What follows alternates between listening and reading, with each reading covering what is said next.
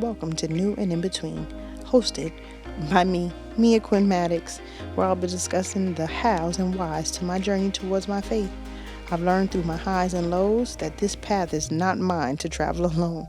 Join me mid journey as I embrace my wins, losses, and everything in between.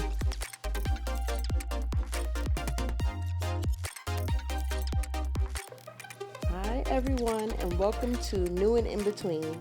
I have the pleasure to welcome one of my good and dear friends, Brian. Brian, welcome. Thank you so much. I appreciate you. This is like really big, you know? Let me explain to everyone how I've known Brian. So I was a stylist for 15 years. I started when I was 20. I was 20 years old. So I know Brian maybe 20 years? Yeah, man. 20 years? Yes. And let me just break down how I know Brian. So, in my era of styling, we had budgets and we had big budgets. And when you had a big budget, you were able to go into stores and purchase clothes. And for me, like New York City, we had tons of stores, but if you wanted exclusive stuff, if you wanted things that were just not in the regular stores besides like Barney's, you would go to the Atrium because Atrium always had something that no one else did. So when you would go to Atrium, you kind of connected with someone and you knew their style and you would, okay, I'm dressing this person this time. Let me hit Brian. Oh, I'm dressing this person. Let me hit Andre, or let me hit I mean, it was so many people that I worked with in that store. But me and Brian have just stayed connected over the years. Even after I stopped being a stylist, we always just kept in contact. And then we follow each other on Instagram, which kind of gives you the ability to make sure that you're checking in on people. And I mean, you see whatever they want you to see, but it's like at the end of the day, it still makes you relevant in people's lives. Absolutely. So Brian started a clothing line, and we had a few conversations about the clothing line. But for the most part, Brian was like the key to all the dope shit when you were a stylist. So if you didn't have a Brian or a Jason or a Andre or who are some of the girls? Oh, man. Oh my God, what was the African girl, dark skin? Name? You can't even describe Nancy. her. Nancy. Ooh, if you didn't have a Nancy. Nancy used to run the Robin store in Garden State Plaza. Yep. But if you didn't have one of those, you kind of you guys were like our keys to all the dope shit that nobody else had. So when you would build these relationships, they would make sure that they had the exclusive stuff to the side for you, or I would say, yo, Brian, I got a video. I need everything that you got for Banks. And then Brian would just run through the store, and all I would do is come and pick it up. And I wouldn't have to see it because I would trust that Brian knows the aesthetic of how I've been dressing Banks or how I've been dressing 50 or whoever it is that I call him for. And he's going to make sure that he pulls all the dopest pieces. So being a stylist is a collaborative effort because at the end of the day, it's like I create the image, but there are lots of key components and people. It's not just us who build the look. It's Brian's and people in these stores who you're calling and they're in the store, so they know it's in the store. So it's not just celebrity styling is being a stylist is not just a one-person job. There's still a team of people that we work with to make sure that we, get these looks correct. And Brian was that to me. Brian, tell me, how did you start working at the Atrium? I started working at Atrium when I was 20 years old. I first got hired there. Actually, I used to apply there when Daniel Winchester was there. Anybody that used to go to the Atrium back in the day, it was a guy named Daniel Winchester. He had dreads like everywhere, like they were like weird, weird, crazy. He had crazy dreads before the crazy dread thing was a trend. Yep. Because he was from Miami. Yeah, and that's how guys in Miami wore their hair. Mm-hmm. Yep. And if you shopped at you remembered his hair. It was always beautiful. Yeah. It was just not what we were used to. Right. Yeah. So go ahead. I remember him. So I went in there one day and I said because once I started going to Soho, like it was over for me. Like I did not stay home. I used to play basketball where I lived, and once my mother put me on that train to go to the city, Where did you grow up? I grew up in Queens, north side of Queens, and pretty rough neighborhood. But I was never like the kid in the streets. I usually just went to the park But I was always creative, and most of the guys that were in the street would always tell me like, "Yo, bro, just don't be out here. Like, this ain't for you. You really got something going." And my mom put me on the train one day for the first time, and I made it to Soho, and I never turned back after that. Like How old were you? 16 when I first got on the train. Damn, you The know it's so first time in crazy? life. Me and my sister been riding the train since I was in the fourth grade. She Yeah. was in the second grade because we're two years apart. Okay. Yeah. We went to school. We lived in East Flatbush. We went to school in Park Slope. Oh yeah. Okay. So, yeah, we used to take the school bus, and then one day I was like, the school bus is whack. I want to take the train, and me and Lauren just started taking the train by ourselves. Mm-hmm. And then my mother found out, and she was like, "Y'all been taking the train this long, and I've been paying for the school bus." Right. She didn't care that we was taking the train. Right. And then when we've been, I mean, I haven't taken the train in 1,000 years now, but that's how, like, city kids, you put your kids on the subway train with thousands of strangers Yes. by themselves, Yep. and it's nothing. Like, literally, I mean, different times also, but it's still like you see little kids on the train all the time. Yep. So you get on Sure. the train, you make it to Soho. Soho, and I stepped out at I got off on Houston, West Houston, and I'm looking around like, yo, this is a whole new world, like different, very different. I passed Atrium one day, I looked in, I'm like, dang, that store is fire, man. Just like I was just so, amazed. Like I was so like inspired. And so I walked in, and anybody knows, like if you went to Atrium back in the day, like when you walked in Atrium, like that was like an experience. It wasn't just the clothes, but like you walked into some Music. stuff. They had loud music. Everything, yeah. It Like, was lots of different people. Just Yeah. and it was such an array of customers. right. Yep. And then I was working at the Gap, and I'm like, yo, this is not it. Like I want to get into fashion, but this is not doing it for me. So I went and applied to Atrium, and I remember I handed in my resume, and I was leaving the Gap one day, and I got a call from Evo. I don't think people really know who Evo is, but he's one of the guys. He's the CFO at Atrium at the time. Mm-hmm. He got a call. I got a call from him. He told me to come in for an interview. I come in for the interview, and I'm thinking like, okay, I'm about to come in here, just have an interview with somebody and tell them what I'm about, and that's going to be that. I get there, and it's a group interview. Now, I don't know about anybody else. I hate group interviews. Like, I hate them because it's always a thing like, it needs to just be me, focused on me, and that's it. So we in the interview. It's a group of us, and like mid-interview, the lady's like, okay, well, we're going to pick some people, and we're going to have you design a mannequin as if they're going to the MTV Awards. I'm like, all right, how's this about to go? So she picks me, one of them. I was one of them. It was like 5 people. She picked me, and I went and I styled the mannequin to my best ability. I was never into like high-end clothes at the time. I didn't know anything about that, but I did it to what I thought was cool, what I thought would be fly to me. So I did what I did. I presented my mannequin. She, broke down everything, like how every look was, and then at the end of the interview, she was just like, okay, so if I say your name, sit over here. If I don't, thank you for coming out. You know how that whole thing goes. She ends up calling my name. It was like me and 2 other people. And when she said my name, I was like me? She called me? That's crazy. And so whatever. She picked me, and then I got on the train. I'm going home, and I called my mom. I was like, "Yo, ma, like they picked me to work at Atrium." My mother don't know nothing about Atrium. She's like, "Oh, okay, whatever." So I get there first day. I'm on the floor. There was sales assistants and there was sales associates. I was a sales assistant. They told me I had to be on the floor for 6 months to become a sales associate. Ended up staying on the floor for 2 months. And then Evo was like, yo, you know what? You need to be a sales associate. Like, I see how you are with clothes, how you deal with people, and I want you on the sales floor. So that's how that started. And then I was... So what was the difference between associate and assistant? All right, so a sales assistant is like... So Atrium, they get paid commission, right? Commission is salary. But just imagine you a sales associate, and I'm assisting you with a $30,000 sale, and I get no commission from that. Mm. So basically, when I would come in and be like, I want this, and they're telling someone else she needs this size, and you're bringing all the sizes. Yeah, yeah.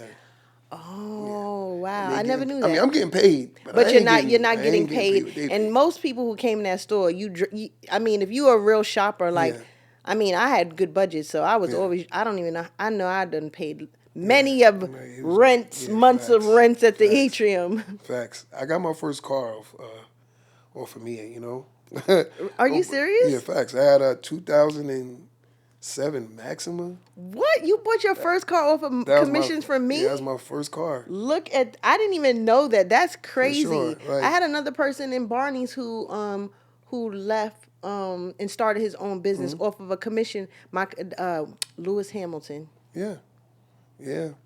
You I just remember. don't I never think forget. about it. And it was Christmas time. It was like the end. It was like the end of the year. I think my check. It's the most money I ever seen in a check. I think it was like $3,500 after taxes. I took that money and I went straight to the dealership. Really? Facts. Damn. I was not playing about that. And for retail, that's a lot of money. Yeah, of course. Like for retail, that's a lot of money because That's a when you're whole lot of working at money. the Gap, you are working for minimum wage. When you're working at Banana Republic, when you're working at any of these like retail stores, you are working Yeah. for minimum wage. Minimum wage. They're not paying you $1 more, No, not as a sales no, they're associate. not. So it's like that's I didn't know that. That's Yeah. crazy. Yep. But that just goes to show like we really had budgets. I'm not sure how it works now, but like we had budgets. Yeah. We had cash money Yeah, facts. budgets. It was not. No, it wasn't a game. And then, I think the first time I met you, um, I think you used to work. Well, you were working with Jason. Shout out to Jason Fletcher, by the way. It's like that was like the dream team. Jason, Dre, me. Daniel had left and he went to Miami. He had moved back to Yeah. Miami. But that was like the team and Nancy. But I think the first day you walked in and all I hear is like this voice. And listen, I called me and my sister so I could speak like this. Like, yo, I heard this loud voice like, hey, Jason. And I'm like, yo, who is this person? Confident in everything. And I'm just like, nah, she got to be somebody. And I was just so intrigued by like your energy, you know what I'm saying? And like, and how, you were just so comfortable just being you. You know what I'm saying? And I was loud Yeah, and I was facts. obnoxious. Facts. And I would come in there like, "Hi, Jason. I don't Yes. care who Word. who he was working with. Jason, I'm coming to spend this money. Yeah. Can you help me? I need Yep. to be helped now." Yeah. And then I would be loud and I'm like, "I want this and I want this and I need this and no, I need two of these." And I was really shopping. Like I didn't care who was in the store. I was in the store. Yep. And that's how I Facts. moved in the stores. So Yep. when he said like I was obnoxious, like a little bit, a lot of it. Yeah, but it's cool. But it was cool because just to see somebody like you don't get people like that every day. Like that you're actually comfortable with and actually know what they want when they come in the store, and it's not really being disrespectful. Like you were never being disrespectful. It's just like you came in the store, knew what you want. I mean, like knew what you wanted, and I was always open to yeah, suggestions, but I came in with I came in with an idea. I came in with a concept already because I'm yes, yeah, shopping for something specific, a video or this or that. So I'm telling you, like this is the look that I'm going for. And then as I'm touching things, then he's giving me suggestions. I'm like, oh no, that's fine. Let me get that. Or no, I don't like that. Or he'll never wear that. Like I was never afraid to say yeah. no, She's gonna and say I'm it. not gonna take something, but not to hurt someone's feeling because it's not hurting your feelings. Like sometimes people will tell you no. Yeah, You know. yeah. And I think my first time working with I think you were already working with G Unit already, but it was for 50 Cent, and you were like, look, I need something for 50. He wears this size, this size, this size, and I'm on the way to the store, and I need it. I'm like, okay. So I was the type, y'all. I'll go downstairs. I'll bring everything upstairs. I ain't care. This floor could be messy. I'm bringing $50,000 worth of clothes upstairs. I don't care about what nobody got to say, and they wasn't saying anything to me because at least half of that was leaving out the store. So when you would come in the store, I was just like, yo, now me is here. I know some money is coming with me. Money's coming. Money's on the way. So I need to have certain things ready, And I remember one time I was pulling some clothes for you, and Sam walked in the store. He was the owner of Atrium, and he didn't know me at the time, but Say had explained to him like, "Yo, no, that's the new sales associate." Like, I think I was on the floor for like a month, and I had so much clothes at that register, and he's just like, "Who is he?" And I'm just like, he's like, "That's the new sales associate." I don't even think Say knew my name, but he was so intrigued, like, and impressed with, my work ethic and the uh, the drive. You know what I'm saying? Like, to just want to move stuff. You know what I'm saying? I wanted to move the clothes out the store, and plus I just love fashion. Like, I just like cool stuff. I think after you left, he introduced himself and told me who he was, and I told him who I was and how much of a, how excited I was and how much of a pleasure it was for me to work for the company. Sam is like, I don't even know how to like he's responsible for so much when it comes to Atrium, that area. I feel like he was a superstar in my eyes without being a celebrity. I agree. You know what I'm saying? Yeah. He was the first person that actually spoke to me and had conversation with me, like in the store, like schooling me on certain things. Like he always said to me, okay, so you made $10,000 today off one person. That's cool. And I was just like, that's cool. He's like, yeah, but I would like it better if you could get that one person to come up here and spend $10,000 every day. So like, in hindsight, like for me, that meant, okay, well, if you made $10,000 today, another $10,000 may not come for another year. But try to do that every day from one person, or try to sell a pair of jeans to one person every day or once a week. And that stuck with me. He was another person that just like he always told me like don't be so. I mean he didn't have to tell me this because I come from a good home. Like my mom always taught me just to be yourself. Like love who you are and don't try to be anybody else. Don't be somebody else for somebody else. Like be you. And if people don't like that, then they're just not gonna like that. Pretty much. You know what I'm saying? So I can't ever say I was starstruck by somebody that came in the store. I can't ever say like I was never like the groupie type. You know what I'm saying? Like somebody came in the store and told me that, well, I got this person, and I was already used to that. I'm like, okay, well, Mia is here, like she brings 50 Cent to the store. Fatima is here, she brings Wiz Khalifa to the store. So you telling me that you work for this person doesn't mean anything to me. It's like, okay, well, if they, if you really work for them, then bring them to the store. Let me see them. Or spend that bread. Or spend that money, because I'm not impressed. That stuck with me. He always said like, don't be impressed by these celebrities. They're people, just like you. The only difference is they have an audience. You know what I'm saying? It's a lot of people watching them. That's what makes them a But then in celebrity. return, now you're their audience. Right. Like at the end of the day, like they're paying attention to what you're doing, what you're telling them to put on. Yeah, you know what I'm saying? So he just, like a lot of things that I live by, like a lot of morals and sayings that I live by. Like, he taught me a lot of those things when it comes to fashion. He was very stylish. I feel like he was the oldest, flyest person to me. Like, in nothing like too crazy, but like when you know style, like when you know what a person's wearing, you just know. I always knew Sam had on something because it was always simple. Yeah. It was always monotone. It was always clean. It was always the best leather. You could always tell his pants were tailored. Yes. You could tell his cuffs were not on the pants originally. Like you could tell. I'm like, he got money. Yeah, and man. his watch. And his He always had a nice watch. Always. That's another thing he taught me, like certain gems for people that still work in retail. Like a lot of things he told me is like, listen, when certain people walk in the store, he's like, don't look at their clothes all the time. He said, look and see if they got a nice watch on. They can have on the bummiest clothes, a T-shirt, some jeans.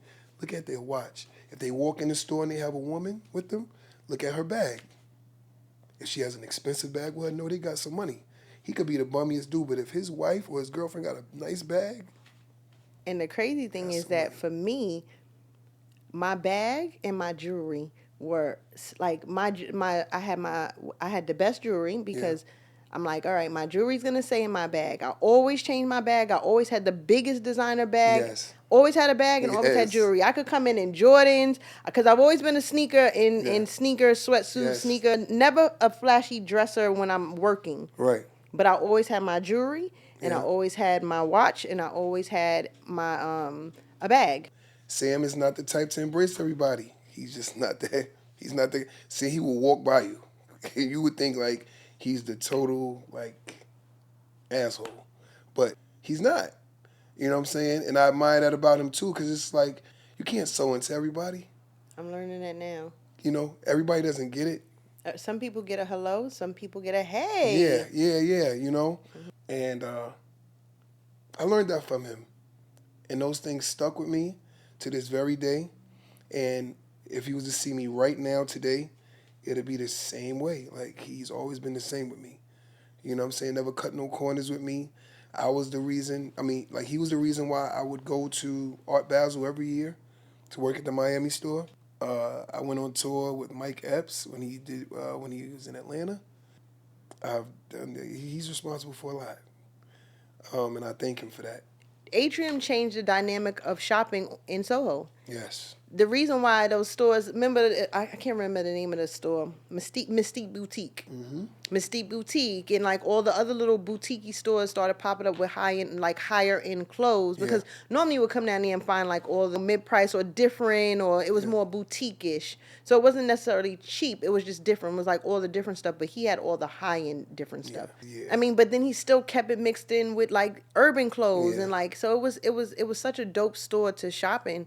And it changed the dynamics of shopping in Soho. And it was my go-to. Like, as stylist, like, you went to, and it didn't matter how many artists shopped there.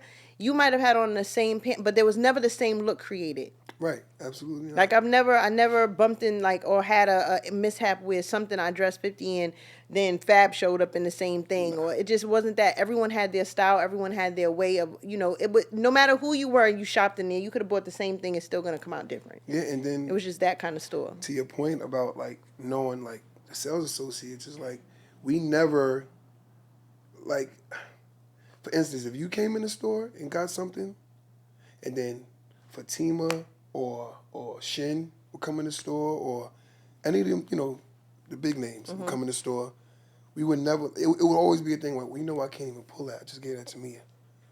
You know what I'm saying? Mm-hmm. So when, as a sales associate, like when they're helping you guys, it was always like a thing where like, you just got to know, man. Yeah. The crazy thing is that I'm sure that because I did, my body of work was so large, I was hitting before the store opened. I'm hitting you the night before. Yeah, absolutely. Brian, I need this. Yes. At least 2-3 times a week I'm in the store. Yep. And it got and you guys also taught us, is like, it's not about the dollar amount that you're gonna spend. It's about the pieces that you're giving me. Fatima used to come to the store. Wiz, I remember. Wiz. Wiz used to like. So you got to say who Wiz is, because some people know, some people don't. Okay, Wiz Khalifa. And who Fatima is. Yeah, all right. So Fatima Ba, she styled at the time. Her biggest client was Wiz Khalifa. This is like at the prime of his career, like Black and Yellow, Wiz. And he was like, he loved skinny jeans. I see him now and I see like I'm like, dang, Wiz, like, remember we used to wear skinny. Like skinny. Leggings. Yes. You know what I'm saying? So the brand that we had at that time was Naked and Famous. It wasn't the most expensive jean, but again, it's about the piece, it's about the item. 50 was like, you come in the store 50. I remember we used to buy a lot of Alexander McQueen for 50. Because it was a bigger cut. It was a bigger cut. It wasn't about the price. So there's a lot of things that went into it, and you guys just taught us so much. Atrium was a special place, man. No, it was. I was very disappointed when it closed. I mean, I'm kind of happy now that the building is Kith. It's not Sam the owner, but we given Atrium enough Atrium. Yeah. Thank you. Now it's more about Brian. Yeah. So Atrium closes. They have Kith. Mm-hmm. You end up at Kith. You have now left Kith. Mm-hmm. And what are you doing now? So right now. Let's not be modest. Not be modest. What are you doing now? I have my own clothing line. It's called Remington Lamont. I have it on. This is Remington Yes. and Lamont. This is Remington Yes. and Lamont. This is it. He has a Yeah. clothing line. It's Yep. official. Yeah. And it comes from me making a pair of pants, and I didn't have the money at the time to get my pants tailored because that could run you. Oh no. You know what I'm saying? Yes. So I was just like in the house one day. I had a pair of 501 Levi's. I'll never forget. And I was wearing them for my birthday. And I'm like, yo, I don't want to go to the tailor. So what's the next best thing? Let me just see how, if I could do this myself. So I started. It wasn't perfected like this, but I started pulling my jeans together like with string, like with thread. And I'm not talking about the thread that I'm using now. I was using like a needle and thread, like from the little sewing kit from your yes, that you get in the hotel. yes, yeah. And I'm like, why is it falling apart? Why is it not staying? That thread is extremely thin. That's why I started at. And I remember a friend of mine, when I showed him my first pair of pants, he was like, yo, you got a lot of time on your hands. And I'm just like, okay, what does that mean? But that didn't stop me. I kept going. This was about 6 years ago. I got back into it, and I made my first pair of pants. And this time, I'm like, this is going to be it. Like, I know exactly how I want it to fit. I know exactly where to put this thread. I know exactly how I want things to be. So I did like this a pair of overalls, custom pair of overalls, and I was working on the Kith sales floor, and somebody, I think it was a good friend of mine. He walked in, he was like, "Yo, bro, like what are you wearing?" I'm like, "Yeah, I made this." He's like, "You made that?" I'm like, "Yeah." He's like, "All right, cool, that's fire." But I didn't sell it. I just, it was for me, and I took it back to our neighborhood, and a good friend of mine, his name is Rod Dollar. He said to me, he's like, "Yo, I don't know what you're doing, but I'm with it. So I want a pair of pants." I made him a pair of pants. He posted it on Instagram, and it just went up. And I was like, "Oh wow, so this could be a thing," Mm-hmm. you know. And then I made another pair of pants. This time I go back to Kith. I'm working on the sales floor. Another friend of mine, his name is Jay Ha, works at Brooklyn Chop House for those not in the know. And they said he's a good guy. He's like, "Yo, brother, whatever you doing, I'm with it." And I'm like, "All right, it's the second person talking to me about these pants." I made him a pair of pants. He wore them to a summer basketball tournament. Mm-hmm. It was at Gersh. He posted it, and then after that, my DMs just went crazy. Like after that, like Wow. crazy. And I was nervous in the beginning because I'm like, it's one thing for me to be making these pants for me, but it's like now I'm making them for people. And you know how people can be because you've Yes. already been selling to people. You Yes. see people come in return, and you see people not be happy with things that they purchase. Yeah. I wasn't a big returner because I'm like, first of all, I know that's your money, and number two, I don't want to go return this. Yeah. I don't want to do it. Yeah, I it's have the returns. most I annoying don't. thing. Yeah, it is. It is. After he did that, my DM started. I was making pants. I didn't care. I was just going.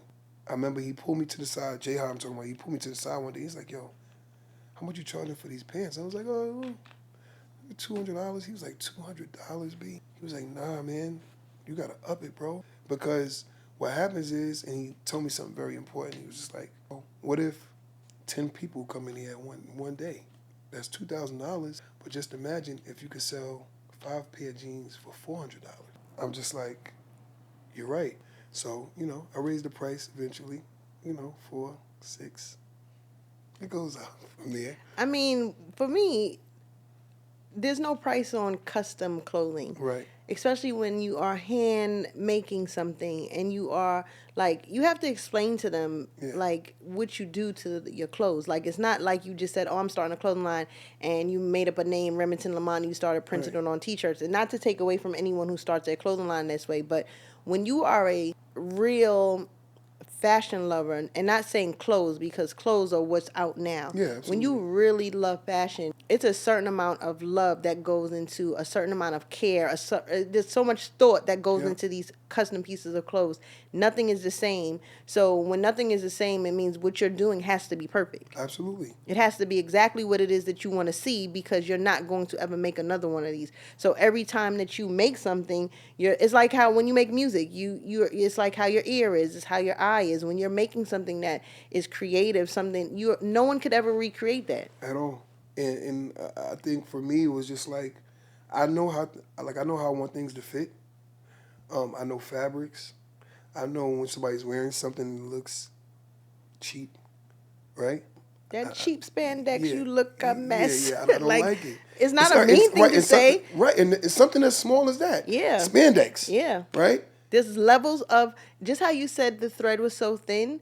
People don't understand thread count. Thread count and the weight of fabrics is like it makes a big difference. Yeah. Buying designer clothes is not it's not so much the same to me now. Like if I bought something designer back then, it was because it was the quality. It was the best Yeah, cashmere. It was man. a cashmere mohair blend. It was a Egyptian cotton that was like an organic, real organic. It didn't have poly in it. It just Right. it was different. So if it made you feel good. So you could buy a white T-shirt that cost $300, and you might think that was ridiculous. But when you put that $300 T-shirt on, it just falls on the right parts of your Yep. body. It feels nice. It's not like just putting on a regular Hanes T-shirt. Yeah. Like I started like really making I just started doing it as a thing. I would go home, and my day went from being home, playing a video game or talking on the phone to coming home and just doing clothes. So you would work at Kith, all day work at Kith, Yes. and then come home and then all day work for And yourself, and yeah, all night work for you. facts. Get up the next day and do it all over again. Mm. You know, for a while, I was just like, okay, so what are you really going to do with this? Like, okay, you do clothes, and now people are starting to notice you. You like what you're putting out, but now, like, what are you really going to do? You have to make a choice. Like, when you have something going and you realize it's getting some, like, traction, you have to make a choice. You got to make wise choices. Mm. And it came to a point where Kith and Remington Lamont weren't going to go with each other. Something had to fall out. What was people's responses to you because I'm sure you spoke to people about going through the process of I'm gonna have to choose one because I can't do both. Like, what was people's responses to you? Okay, well, I had with Atrium, like with Atrium, at Kith, I had a lot of like clients that I had personal relationships with. It wasn't just like in the store. Mm-hmm. So sometimes, once they knew I was doing that, and they were buying pants from me as well, they would say to me like, "Yo, B, like this is gonna go somewhere, bro, and you're gonna have to make a choice. Mm-hmm. Like you're gonna have to, but I think, bro, you really need to run with this." And then I had also some people like, "Yo, bro, listen, that could be hard, bro. I don't know. I wouldn't give up my job. You know what I'm saying, to do that." And I'm just like, I'm not a scared person. People get hired and fired every day. Pretty much. Jobs are going to be here. So shout out to the people that told me to chase my dreams. Mm-hmm. I did just that. I while I was working at Atrium, at Kith, I fell in love with like my best friend. Mm-hmm. I just brought it to her attention, like, I'm like, well, I started this company and it's like really doing what it's doing, and we will always have those conversations. And one day I was driving home, and I called her, and I'm talking to her about it. She said, "Hey, listen, before we even get into this, if you about to ask me about quitting Kith and leaving your job, just leave. Just leave. I don't want to talk about it no more. I know what you have going on. I'm gonna be here to support you. But if that's if that's what you're gonna go with that. I don't want to talk about it. I don't want to have that conversation. We spoke enough about that." Mm-hmm. And I was like, "All right, I'm gonna leave." I remember I was on the FDR, and it's like 5 minutes. It's like a 5 minute time span. Like as soon as I got off the phone with her, I got into an accident. My car was totaled. Front of the car went up in the air, Oh shit. and all I could think was like, I'm not gonna lie, it's not funny. I'm just like, God, a car crash, really? This how you want it to end? Like what? And the car went in the air and it came down, and my car is swerving from lane to lane, and I'm just like, yo, I'm not hitting nobody, nothing. I got control of the car, pull over to the side of the road. I called my girlfriend and I said, I don't even know how I even got out of this. I don't have no scratches, no bruises. Like, I'm good. And when she saw the car, she was like, how? I'm like, I'm saying the same thing. Like, I don't even know. I never got, and then on top of that, I was living in Connecticut at the time. The car cost me $12,000 to get fixed. And I was just like, yo, y'all can have that car. I don't have $12,000 for you. I sat home. And I kind of felt like, for me, and I'm very cautious about what when I say God says, and I'm very cautious about that. But I feel like that was a sign of him telling me, like, no, you need to sit home. This is for you. Like, I'm trying to give you a sign to take off. Like, this is for you. I sat home, and I remember waking up the next day, and I'm like, God, like, if this is what you're telling me to do, I don't know how to, move from here. So I just need you to be in control of everything. And I have 2 beautiful children. I'm coming out of a divorce, out of a marriage. I just need you to take control. And I need to be able to trust you on this. And it's fully a faith thing for me. I think it's been 2 years now. And my rent has been paid. My kids are fine. That's dope. I got a new car now. And I'm running this brand. And you are? And I'm engaged now. Yeah. Facts. I'm getting married in 2025. That was, when you called me to tell me that, Yeah. you sent me a picture of a ring. Yeah. So he sends me a picture of a ring. Sis, I want to ask you. I'm like, what? I call him immediately. Yeah. I'm like, stop playing with me. I'm like, do not send me a picture of a ring. What is it? What are we doing? What are we doing? So how did you, like, what makes you know it's such taboo for our age and it's not the news that you hear? You always hear about the baby showers, but you don't really ever hear, oh, I'm getting married or, oh, I'm engaged. So Right. what made you say, I'm doing this again? Well, for one, like when we were just friends and I was going through what I was going through, I said to him, like, yo, I'm never getting married again.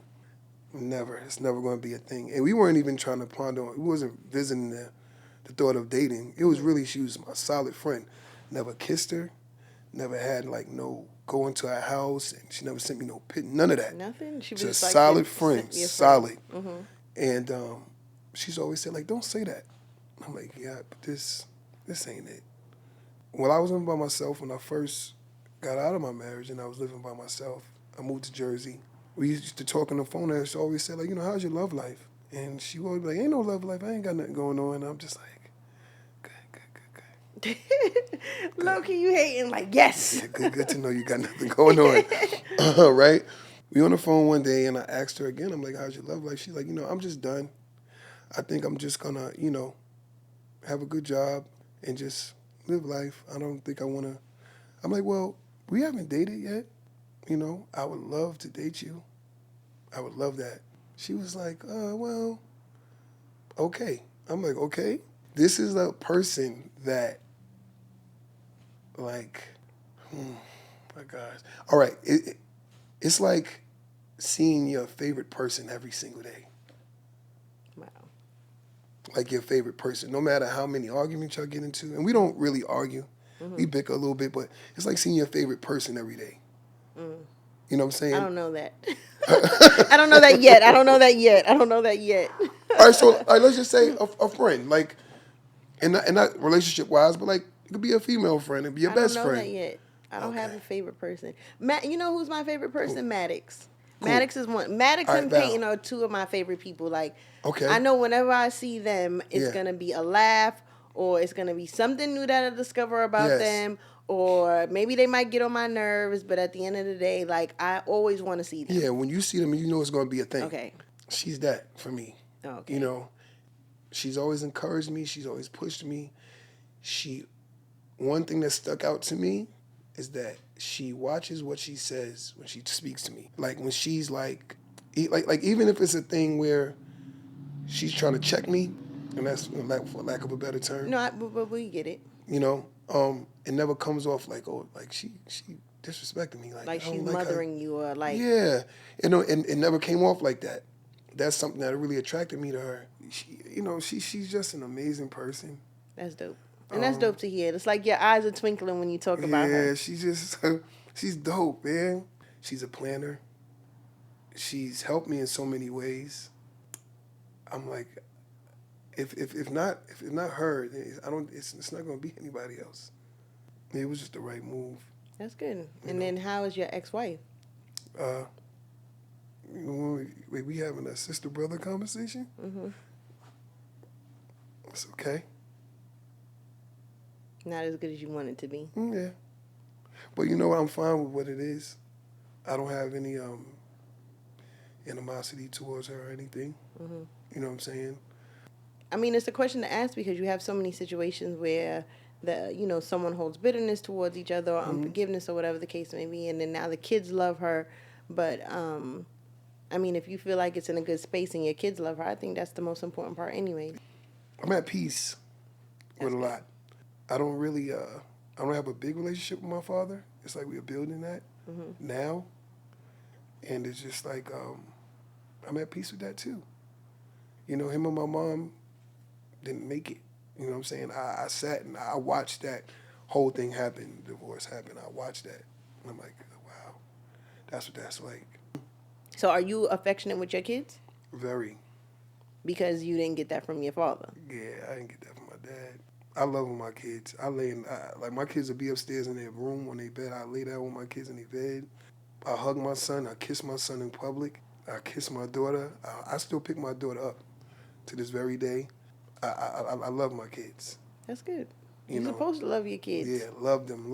I love on them. I pray with them before we get out the car after I drop them to school.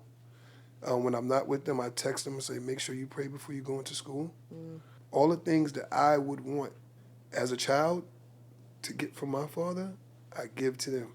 That's the sewing part that you learn from Sam. Yeah. And that's what I do now. It's like I'm like, damn, I want great friends. I want to be around amazing people in business and amazing people in just all the kind of things that I love to do. But I'm like, I'm attracting who I used to be. Yeah. Like, materialistic, or so people think because we have the same purse or because you have a Chanel bag and I have a Chanel bag, we the same person. Right. And I'm like, I don't really care about these Chanel bags because when I cared is when it meant something when I was working as a stylist because it made people know like, oh, okay, she ain't broke. She came in here to spend some money. Yeah. Now it doesn't matter to me. My bags are on the floor. They're all over the place. I got $100,000 worth of bags, and they're all over the place. It means nothing to me. Like when it comes to designer, I tell people this, like, one, if I ever buy anything designer, I always buy clean because I want it to be timeless. Yep, classic pieces. And then I was there for that wave when they just started making all the busy stuff. And I'm just like, wait a minute, like, Dior never made stuff like this. First of all, Dior didn't even. If you went into Dior, they only had this much clothes. Yeah. And they fit people that were model-less. Like they made shoes up to what 11. Yeah. If you caught the 11 quickly. Yeah. And it really was all kind of. It was more like I felt like Dior. They were more like seasonal clothes for rich folks. Mm-hmm. They had ski clothes. They have their cruise collection. They have, it's like if you weren't going in there for a specific thing or, no one was really wearing Dior. Like that was one of the higher-end clothes. Yeah. That's how you knew people knew clothes. If you saw someone in a Dior coat or a Dior bag or something, it wasn't flashy. It was clean, classic stuff. Yep. Now it's like I'm not spending $800 on a graphic T-shirt, like a logo T-shirt that's not printed on both sides. Yeah. One side printing is cheap. It's crazy. But they'll put a $1,200 price tag. I'm looking at some of this stuff like, oh my God, this is a poly blend. Y'all are paying $800 for polyester? Yeah, it's crazy. To each his crazy. own. To each his own. And then, so my whole problem with that is just like, So where does that put you in the fashion world? Okay, so where does Remington Lamont fit in the fashion world? It's just I just like to put on clothes. I don't like to think too much. I like the fabrication has to be there, right? Mm-hmm. The quality has to be there. But I don't want too much thought put into it. I woke up today, I put this on. Like I didn't think about it. I'm not trying to. This goes with this and this. That's how I get dressed in the morning, too. And then people are like, oh, my God, you look so nice. And I'm like, I really just put on some pants. I threw this on. All right, I'm going to put on this sweater. All right, I'm going to put on these sneakers. All right, let me throw on this vest. And I don't commit to an outfit. When I go to work, I be having 2 coats, another pair of sneakers in my bag because I'm not sure if this is what I want to wear. Right, you It's know? ridiculous. Now I'm starting to commit. I'm like, put this on, leave out the house. If you have it Right. on, there's nothing you can change it to. Commit Yeah, to the outfit. that's it. You know, so that's what, as far as the brand is concerned, that's what I push. I just want you to be comfortable. I don't want to be too much thought put into it. And know when I give you something, like I actually put Work into this. work into So this. tell me who's wearing your clothes right now. All right, so, man, Kevin Durant, this artist from Oakland, well, he's from the Bay Area. His name is Simba.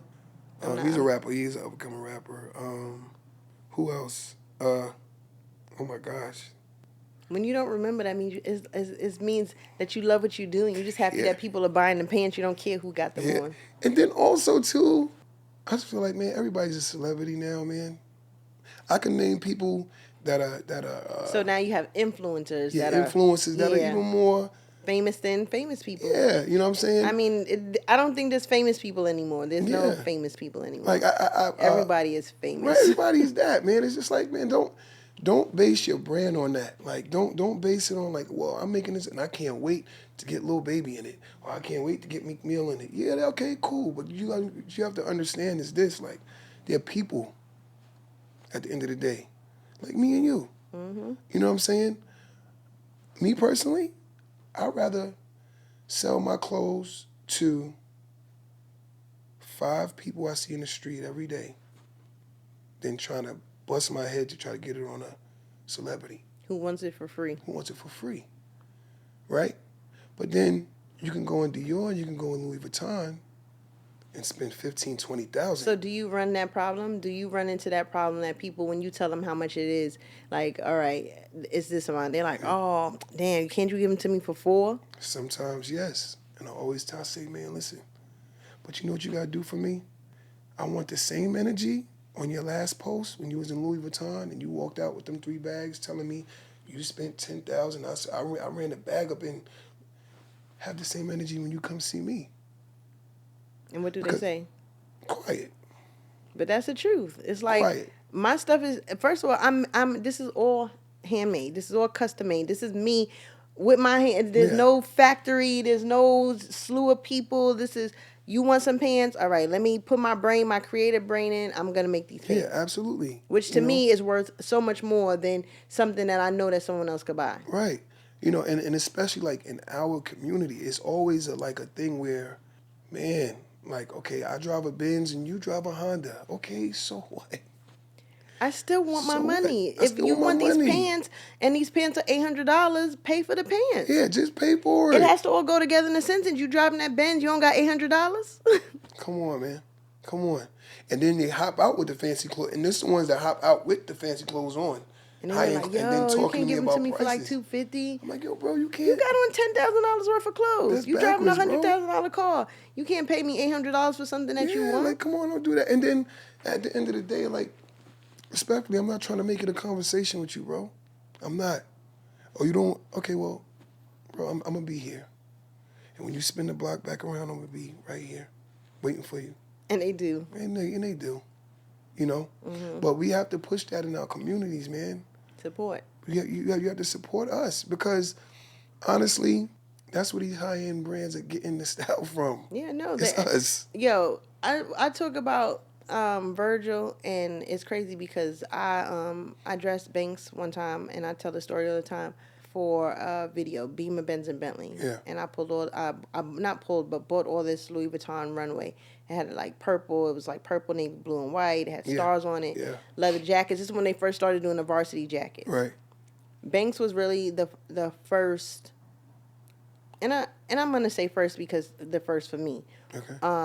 I mean, and you had everyone else who was kind of wearing high end Gucci and stuff, but Banks was coming through. Like, he was really spending bread, his own money, on $900 t-shirts. Like, I was spending money in Louis Vuitton on coats and clothes, and that's when the little section in 57 was literally just upstairs, that little corner, and you know, and me getting a letter from them telling me that you can't shop at Louis Vuitton no more. For Virgil to have done Louis Vuitton do-rags, I'm not talking to no man that's wearing a do-rag. I'm sorry. You wear do rag outside. That's It's like crazy. that's like wearing a scarf outside or a bonnet outside. To each his own. It's just not my thing. Yeah. You say things and then it's like, oh, It's yeah. so sensitive now, I'm man. not saying to each his own, but for me, I like to go outside complete. Yeah. If you don't, that's fine. No, nothing against that. I mean, it's And like, like I had this conversation with a friend of mine, and this is recent. And he's like, "Yo, B man, like you got things going out here, bro. Like they loving you out here. Like, you're doing your thing." And I'm like, "Yeah, man, thank you." He was like, even to like, people. I see people try to copy what you do and stuff like that. And I'm like, "Yeah." He's like, "Well, how you feel about that?" And I'm just like, "Well, they say copying is the highest form of flattery." yeah, Right? yeah. I just I don't believe that. I'm not flattered. Not Nah, I don't get flattered by stuff like that because I'm gonna tell you why, right? That for me, right? That's like this is all I do. This is what every day I wake up. This is what I do. This is my job. This is what I do. So if I come to a venue, right, and you're wearing something that I didn't make, but it looks just like what I do, I get it. for me, I'm not saluting that. Yeah, no, I get that. I'm not because this is all I do. I get that. There's a meaning behind every stitch. Like the reason why I put 5 stitches on the belt loop. Explain to us what that means. So So when you do a pair of pants, like when Yeah. you put down the raw pants and you're like, okay, let me make these pants. What is your process? Like I wanted to, well, first of all, I get the fit right because the fit has to be correct, right? So there's a way I put every stitch to make it hit. It's like knowing the body, you know. That was something I was taught, that's something I was taught in school for the little time that I did go, is knowing the body, silhouettes, how things fit, where things go in the body, why they're high waisted jeans, why they're low waisted jeans. You know what I'm saying? All those things form on the body, right? Yeah. So with me, like I put 5 stitches there because 5 is the number of grace, right? It's the number of God's grace, right? I use that number. But if you going and just putting that 5 and you don't even know how you're doing, you're just doing it, but that means something to me. Yeah, but he doesn't know that. But We he don't know that. Yeah. He just doing it. When you give someone your pants or when someone buys your pants, do they know that? Do you share that with them? I don't share that with them, no. I don't. Then how people gonna know? You're right. That makes me say, oh, to the average person who doesn't even know that thread has different gauges, Yeah. that makes me say, oh, he really puts thought into this. Yeah. So those are the things that you used to say. Because what is it again that you say? All right, so 5 is the number of grace in the Bible. It's the number of grace. And that's wearing this T-shirt that says, well, sweatshirt that says Penta. Penta is the Greek word for number 5. That's my number. I love 5 and 7. 5s and 7s. Okay. That's how I do everything in that. But people won't know something means something to you if you don't tell them. It. Yeah. So this person that's copying you because they're like, damn, these pants are fly. Yeah. I can't afford the $800, but I could copy him, hence how fashion works. Yeah. And you're not being flattered because you think that he understands what's going on. Yeah, he doesn't. He doesn't. Yeah. But if you want people to understand, you got to tell them. True. You know? True. And I mean, I'm only saying that as you saying it. I'm like, I get it. Like, I get it when it's your bread and butter. This is what you do. You know, even it's the same thing with styling. Styling became oversaturated. And then I look at stylists now, I'm like, damn, y'all ain't styling. That's not a stylist. Not. Like, y'all are just personal shoppers or, that's not styling. If you dressing yourself is not styling. That just means you are a lover of clothes and you know how to dress well. But if you, that's not styling. What I would never suggest what I wear to someone else because I suggest things tailored to your body. Yeah. You know, so it's like, you know who I wasn't really a big fan of Amiri. Okay. So it just wasn't my style. But then he made a jacket for Black Coffee. Okay. And he posted basically like just how he created the whole thing, how he broke it down, the idea, the craftsmanship of the beadwork, and it made me become a lover. Dope. Yeah. Because it showed me that, oh, this is not just some guy who's making jeans and t-shirts. He knows, like, Exactly what he's yeah, doing. like he loves, like, Yeah. he's a creative. It's Yeah. different. It Yeah. made me it gave me a newfound appreciation for him, and it made me a fan of his work, because the jeans and the t-shirts are the things that you sell. Right. The jacket he made for Black Coffee, that was work. Yeah. Like, that was Yeah. work. That's the work that you down in your basement doing. Absolutely. Yeah, that's the Yeah. work. You know, my whole thing is that I feel like this idea was given to me from God, and as you say, like, I'm very, very. I don't really say that. I say an idea was given to me, because when you start to say that God has done something, that means that, have you let Him? Have you? If God gave you the idea and you're doing it, then Yeah. it's not God. Right. Because God gave me this idea. In every step of the way, I didn't know what I was gonna do. I don't know Yeah. how I'm gonna do. I don't Yeah. know how it's gonna work out. I don't know if the guests are gonna show up or not. I don't know what we're gonna talk. I mean, I know what we're gonna talk about, but I don't know if we're gonna vibe, if it's gonna look good. Right. I don't know, but I know that every time I do it, it works out perfectly. Mm-hmm. I know when things go wrong, I don't react in the way that I used to, and then it goes right. Yeah. Yeah. And that's just how I'm trying to go with it. Yeah. And it's funny that you say that you have to choose, because I feel like this is going to, not that I know that this is going to be you have to choose. Because I love what I do now. I love being a wardrobe supervisor. And Yeah. I mean, it's stressful work, and it's a lot. And I mean, I deal with a lot mentally. I deal with a lot just physically. I mean, I deal with a lot. It's a very challenging job. Yeah. But I know that I'm going to have to choose. Yeah, man. So I'll be calling you like, Brian, Yes. how do you choose? So listen, this before we close out, we close out with this question I asked. Okay. What is your biggest win, and what is your biggest loss? And there's no timeline. So it could be of your life, it could be for the day, it could be of your, there's no timeline. Just whatever you feel your biggest win and your biggest loss. My biggest win was choosing to do Remington Lamont. That was my biggest win, because God made it work for me, and He's still making it work for me. I kind of feel like my biggest loss was losing the man that pretty much raised me. That's my biggest loss. And who was the man that raised you? He was his name is Charles Reed. He was a pastor at my church. I didn't go to church for years behind that. Really? Facts. For years behind that. He used to tell me, like, I would love to see you wear a suit to church. I'm just like, because the same way I used to dress in Atrium, I used to come to church like that. Cause They I'm say like, come as you are. I'm like, yo, man, like, I'm not the suit guy. Like, you know what I mean? And the day that I actually chose to wear a suit was the day he passed away. Did you get to see it? Nah. Damn, that means that you're not a suit guy, so you shouldn't have went against what you are.